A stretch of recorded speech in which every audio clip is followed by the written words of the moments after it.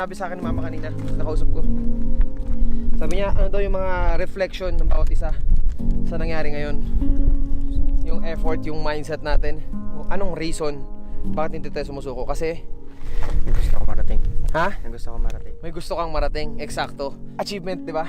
Kahit sobrang hindi mo na kinakaya, pero nasa isip mo ay tutuloy ko pa rin to. Kahit mabagal ang proseso, ang importante, mararating mo yung gusto mong marating. Tama. Di ba? Tsaka yung ginakuli, hindi ako uminom ng tubig. Para sabi ko, pag nakita May ko, goal tsaka ka? ako inom. So, So kumbaga parang hindi lahat ng luho o kung ano-ano man, although hindi luho yung tubig hindi lahat ng luho o kung ano man, hindi mo inuuna yon.